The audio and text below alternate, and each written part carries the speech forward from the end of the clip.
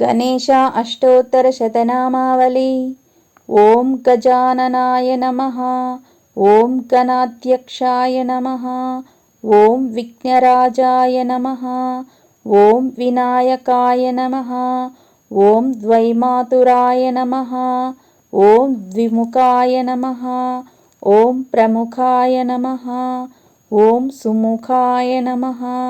ॐ कृतिने नमः। ॐ सुप्रदीपाय नमः। ॐ सुखनिधये नमः। ॐ सुराध्यक्षाय नमः। ॐ सुरारिघ्नाय नमः। ॐ महागणपतये नमः। ॐ मान्याय नमः। ॐ महाकालाय नमः। ॐ महाबलाय नमः। ॐ हेरम्बाय नमः। ॐ लम्बजठराय नमः। ॐ ह्रस्वग्रीवाय नमः। ॐ महोदराय नमः। ॐ मदोत्कटाय नमः। ॐ महावीराय नमः। ॐ मन्त्रिणे नमः। ॐ मङ्गलस्वराय नमः। ॐ प्रमदाय नमः। ॐ प्रथमाय नमः। ॐ प्राज्ञाय नमः। ॐ विघ्नकर्त्रे नमः।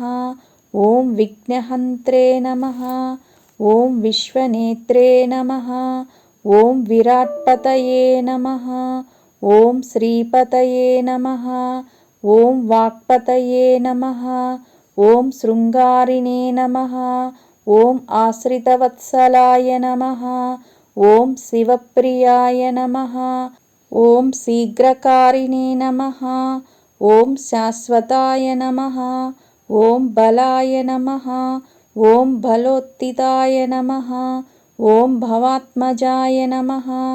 ॐ पुराणपुरुषाय नमः। ॐ पूष्णे नमः।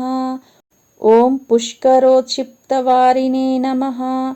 ॐ अग्रगण्याय नमः। ॐ अग्रपूज्याय नमः। ॐ अग्रगामिने नमः। ॐ मन्त्रकृते नमः। ॐ चामीकरप्रभाय नमः। ॐ सर्वाय नमः। ॐ सर्वोपास्याय नमः।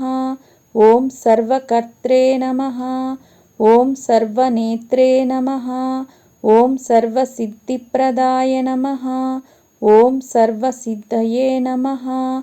ॐ पञ्चहस्ताय नमः। ॐ पार्वतीनन्दनाय नमः। ॐ प्रभवे नमः। ॐ कुमारगुरवे नमः। ॐ अक्षोभ्याय नमः। ॐ कुञ्जरासुरभञ्जनाय नमः। ॐ प्रमोदाय नमः। ॐ मोदकप्रियाय नमः। ॐ कान्तिमते नमः। ॐ धृतिमते नमः। ॐ कामिने नमः। ॐ कपित्सवनप्रियाय नमः। ॐ ब्रह्मचारिणे नमः। ॐ ब्रह्मरूपिणे नमः। ॐ ब्रह्मविद्यादिदानभुवे नमः। ॐ जिह्नवे नमः। ॐ विष्णुप्रियाय नमः। ॐ भक्तजीविताय नमः। ॐ जितमन्मदाय नमः। ॐ ऐश्वर्यकारणाय नमः।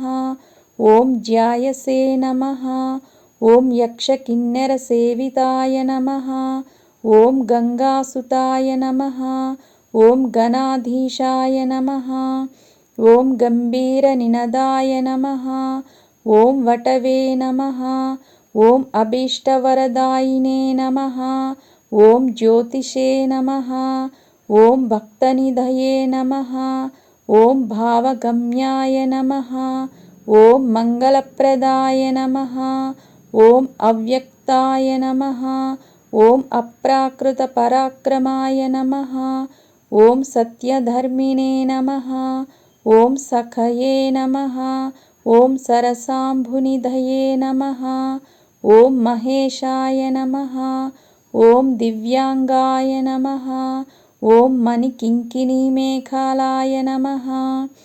ॐ समस्तदेवतामूर्तये नमः। ॐ सहिष्णवे नमः। ॐ सततोत्थिताय नमः। ॐ विघातकारिणे नमः। ॐ विश्वद्गुरुषे नमः। ఓం విశ్వరక్షాకృతే నమః. ఓం కళ్యాణగురవే నమః. ఓం ఉన్మత్తవేషాయ నమః. ఓం అపరాజితే నమః. ఓం సమస్తజగదాధారాయ నమః. ఓం సర్వైశ్వర్యప్రదాయ నమః.